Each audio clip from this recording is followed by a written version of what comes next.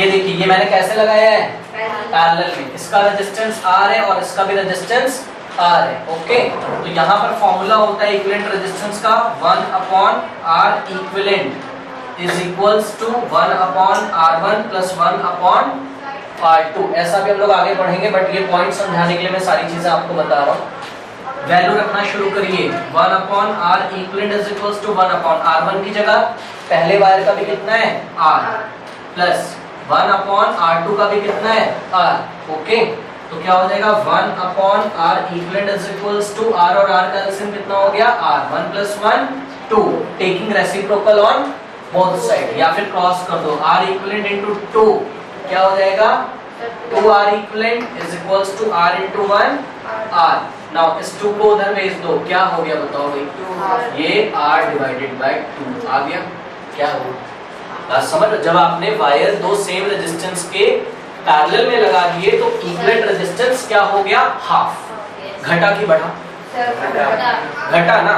तो अब आप बोल सकते हो कि ये जो दो वायर मैंने ऐसा जोड़ा तभी तो थिक वायर बना, और ऐसे दो वायर को जोड़ने को आप कंसीडर कौन सा कॉम्बिनेशन कर सकते हो, पैरेलल या सीरीज? पैरेलल। ओके, तो इसका मतलब जब एरिया बढ़ता है तो रेजिस्टेंस घटता है। तो इसको हम लोग कैसे लिखेंगे एग्जाम में, रीजन इक्विवेलेंट टू, मतलब thick wire is equivalent to, देखते जाओ बोलते जाओ, ये देखिए thick wire is equivalent to combination of thin wires connecting in parallel, and we know that if two or more wires connected in parallel then their equivalent resistance decreases. That is the reason R is inversely proportional to A. कोई problem है क्या? तो इसको हम लोग यहाँ पे note कर लेते हैं, या आप रीजन नोट कर लीजिएगा थोड़ा सा। हम लिख लेंगे resistance of a conductor is inversely proportional to resistance of अ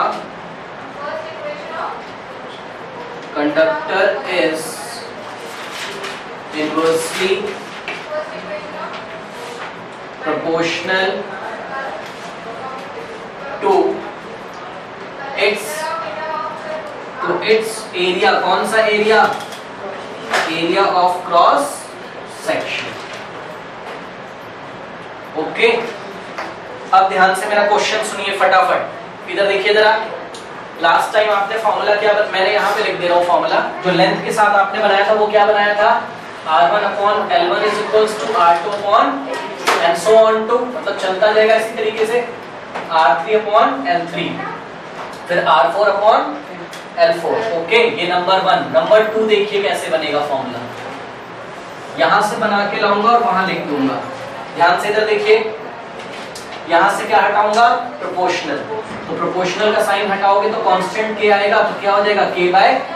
फिर किसका वैल्यू निकालते हो आप, k का, तो r into a हो जाएगा, तो r into a मतलब ये देखिए रेजिस्टेंस और क्रॉस सेक्शन एरिया का प्रोडक्ट हमेशा कैसा होना चाहिए, कांस्टेंट। मतलब, और आपको पता है ये देखो 8 into 2 इज इक्वल्स टू कितना आ रहा है 16। ध्यान दे इधर, अगर पहला नंबर मैं घटा के 2 कर दूं तो दूसरा नंबर कितना हो जाएगा, अगर आंसर एक कांस्टेंट आना चाहिए 16। फिर से अगर आंसर मेरे को कांस्टेंट लाना है तो पहला नंबर अगर मैंने घटा के 2 कर दिया तो दूसरा अपने आप क्या हो जाएगा, बढ़ जाएगा। यस, हुआ वही हालत है यहाँ पे। देखिए अगर एरिया बढ़ जाएगा तो रेजिस्टेंस अपने आप को डिक्रीज कर लेगा, और एरिया अगर अपने आप को डिक्रीज करेगा तो रेजिस्टेंस अपने आप को बढ़ा लेगा। ओके, तो इसका जनरल फॉर्मूला क्या बनेगा बताओ, R1A1 is equals to R2A2 is equals to R3A3 is equals to R4A4। तो इसका बनेगा R1A1 is equals to R2A2 and so on to। अब फटाफट मुझे बताइए, ध्यान दे इधर, बताइए R इसका इनवर्स, R एरिया के साथ इनवर्स रिलेशन में, तो R A का कैसा फंक्शन है, इनवर्स, पावर 1 है या 2 है, 1 में रिलेशन है में या 2 में, 1। ओके, तो बताओ एरिया 2 टाइम हो गया, रेजिस्टेंस कितना हो जाएगा, 2 का पहले 2 का क्या करोगे, हाफ।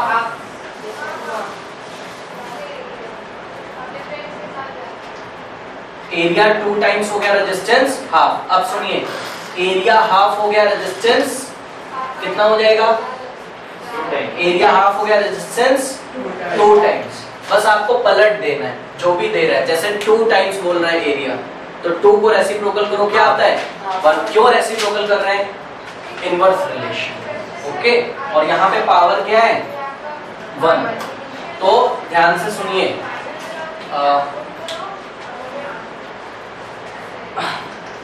यहाँ पे देखिए जरा,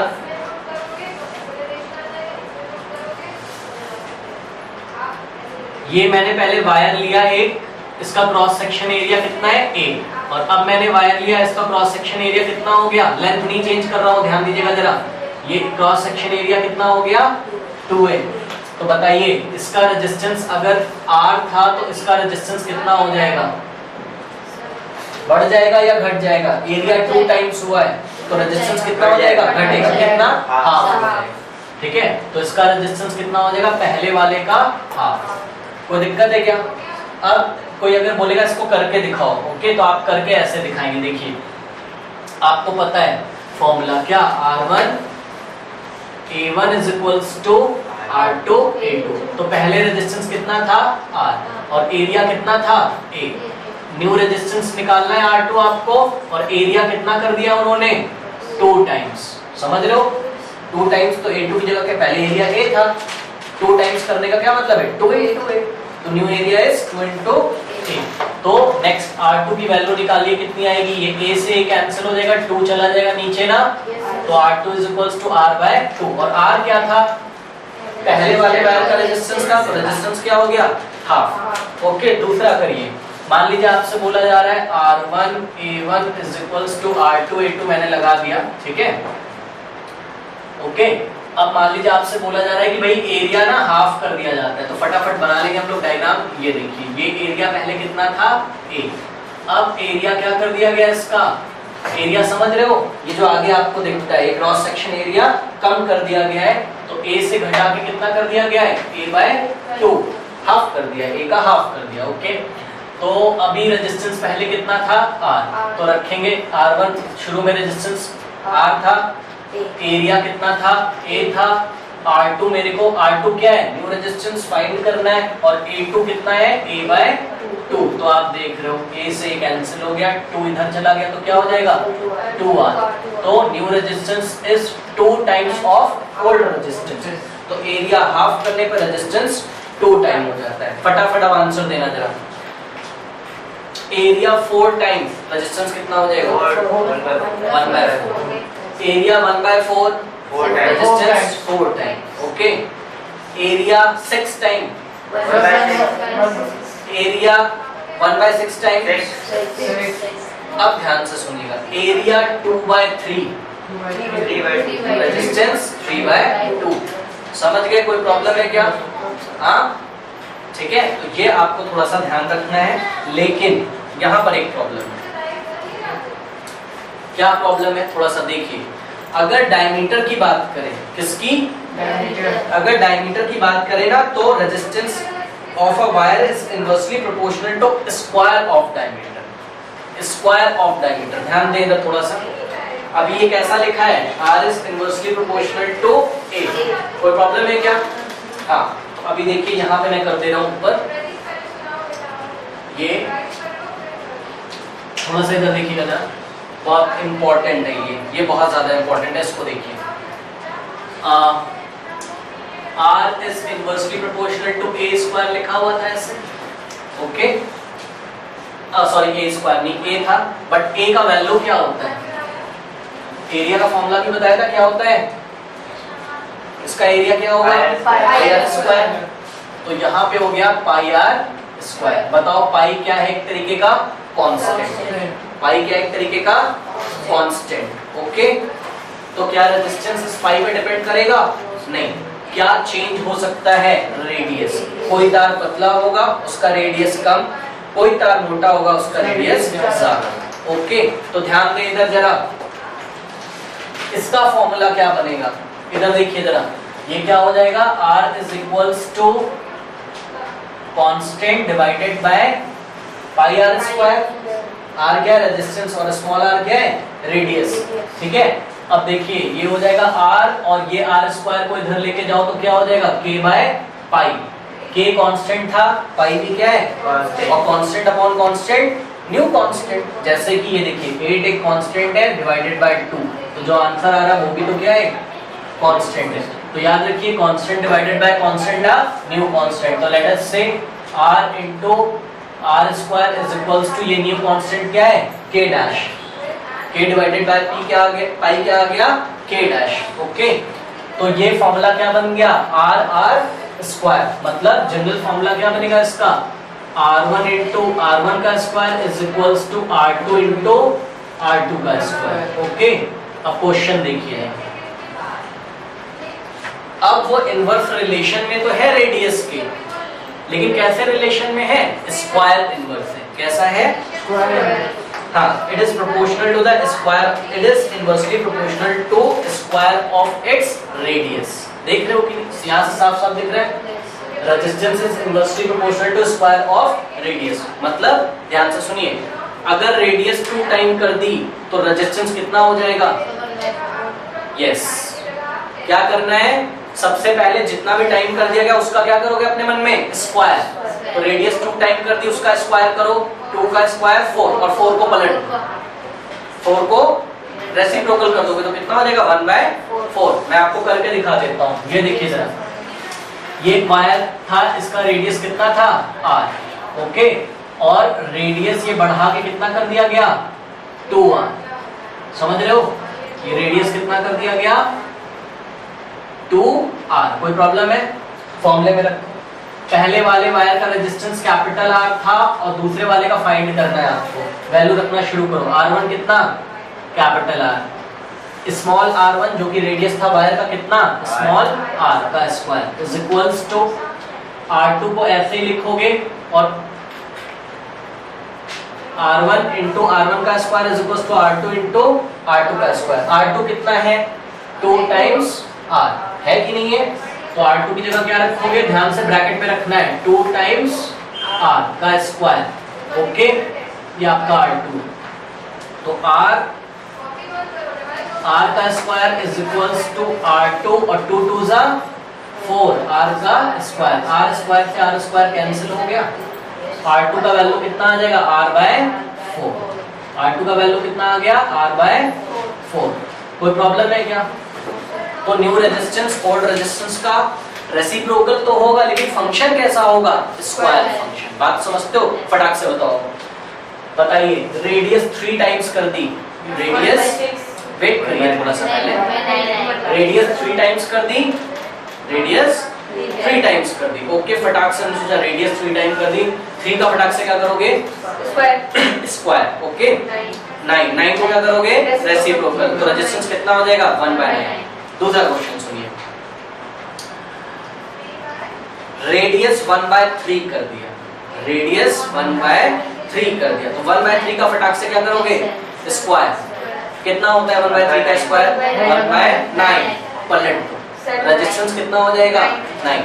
समझ में आता है, ठीक है, कोई प्रॉब्लम है क्या, फिर से लेंथ 2 टाइम्स रेजिस्टेंस 2 टाइम्स, कोई प्रॉब्लम नहीं, length half resistance half, length जैसा होगा वैसा रेजिस्टेंस।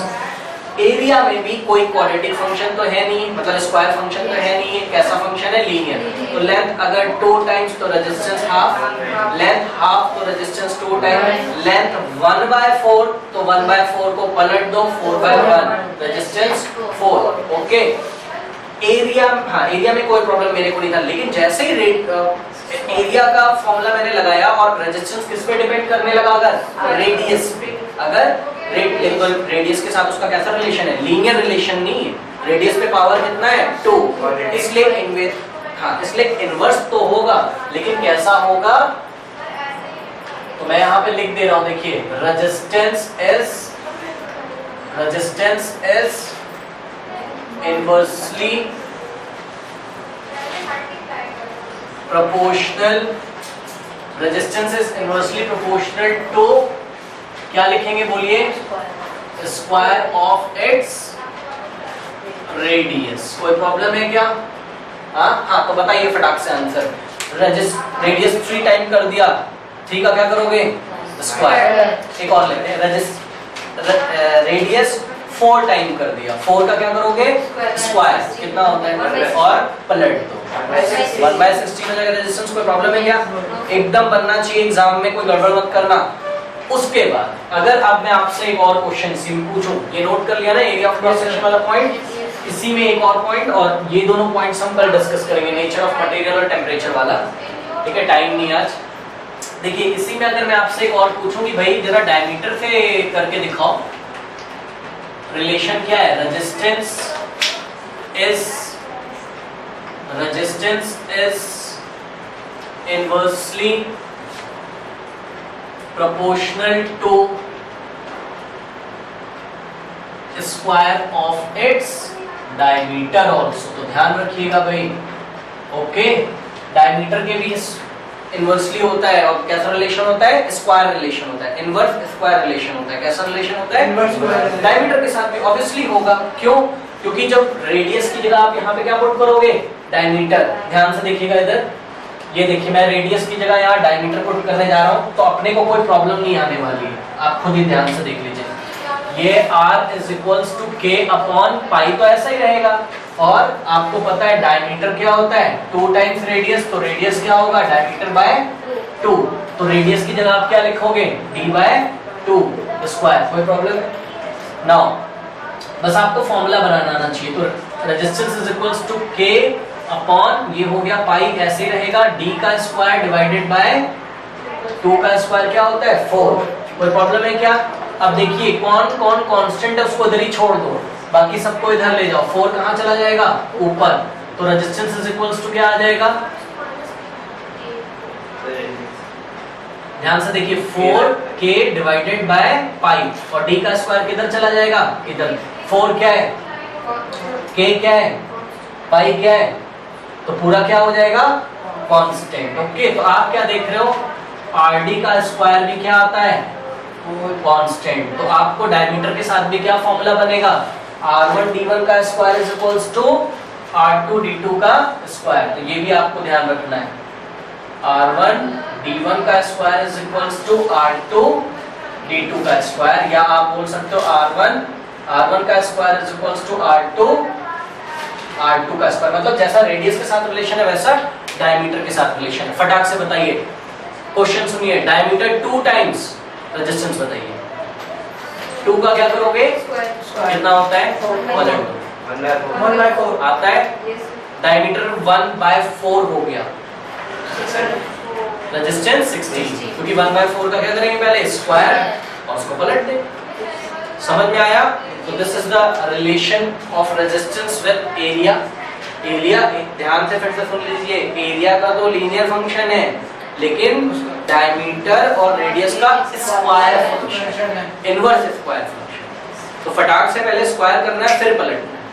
और एरिया बोलेगा, जैसे एरिया 2 टाइम्स बोला तो सिंपल पलट दो उसको, 2 को रेसिप्रोकल कर दोगे तो इट विल बिकम 1/2, बिकॉज 2 को आप क्या लिख सकते हो 2/1, तो 2/1 को आप रेसिप्रोकल करो 1/2।